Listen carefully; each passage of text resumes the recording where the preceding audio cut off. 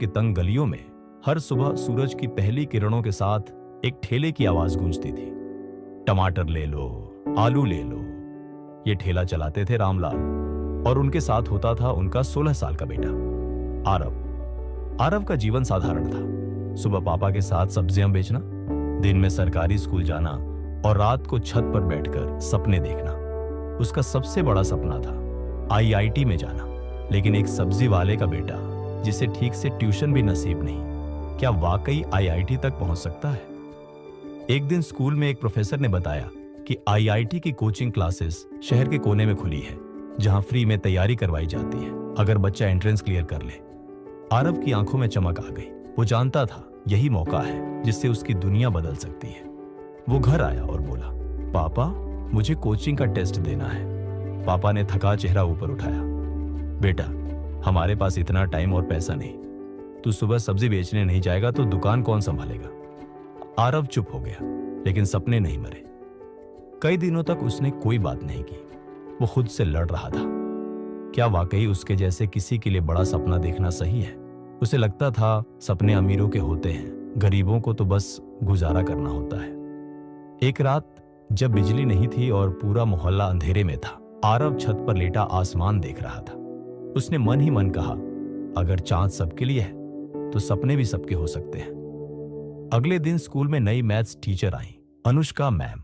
उन्होंने आरव की कॉपी देखकर कहा, तुम्हारा कॉन्सेप्ट बहुत क्लियर है, क्या तुमने कोचिंग के लिए अप्लाई किया? आरव ने सिर झुका लिया।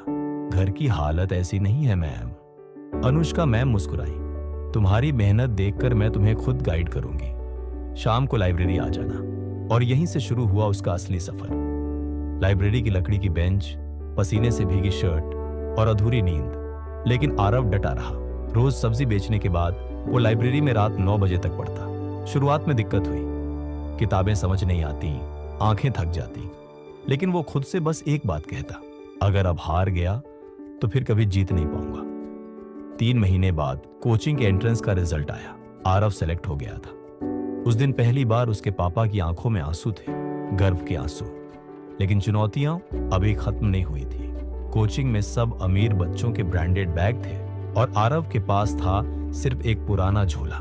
जब मोबाइल में लेक्चर डाउनलोड करने की बात होती तो वो पापा का बटन वाला फोन दिखा देता और सब उस पे हंसते। कई बार खुद को दूसरों से छोटा समझने लगा। लेकिन अनुष्का मैम हमेशा कहती, तुम्हारी कहानी बाकी सबसे अलग है, इसलिए तुम जीतोगे। रात को नींद में भी सवाल हल करता था और सुबह फिर सब्जी की दुकान पर लग जाता। कुछ दिनों बाद आईआईटी जेईई का दिन आया। आरव ने कांपते हाथों से पेन उठाया। उसने खुद से कहा, मैं किसी से कम नहीं। हर सवाल को पूरी एकाग्रता से पढ़ा। जहां फंसता वहां अनुष्का मैम की आवाज गूंजती, डर से नहीं, दिमाग से लड़ो। यही सोचकर वो आगे बढ़ता गया। परीक्षा देकर बाहर आया तो चेहरे पर संतोष था। रिजल्ट वाले दिन पूरे मोहल्ले की सांसें थमी थी। और फिर मोबाइल पर मैसेज आया, ऑल इंडिया रैंक 432। पापा की आंखों में आंसू थे। उन्होंने आरव को गले लगाकर कहा, बेटा तूने हमारा नाम रोशन कर दिया। आरव को आईआईटी बॉम्बे में एडमिशन मिला। पहली बार हवाई जहाज में बैठा और जब क्लास में प्रोफेसर ने पूछा कौन कौन टॉप 500 से है तो उसने गर्व से हाथ उठाया। वहां वो उन बच्चों के साथ बैठा जिनके पास दुनिया की हर सुविधा थी, लेकिन उसके पास था जज्बा, संघर्ष और सपने। 4 साल बाद आरव ने एक नामी टेक कंपनी में नौकरी पा ली। लेकिन उसने फैसला किया वो गोरखपुर लौटेगा। वहीं एक कोचिंग खोलकर उन बच्चों को पढ़ाएगा जिनके पास साधन नहीं पर सपना है। अब वो आरव नहीं, आरव सर बन चुका था। उसके पास महंगी गाड़ी थी, लेकिन वो अब भी सब्जी वालों के बच्चों को गले लगाता, क्योंकि वो जानता था कि सपनों की कोई जात, हैसियत या रेट नहीं होती। हर नए बैच में वो एक बात जरूर कहता, मैं ठेले वाले का बेटा हूं।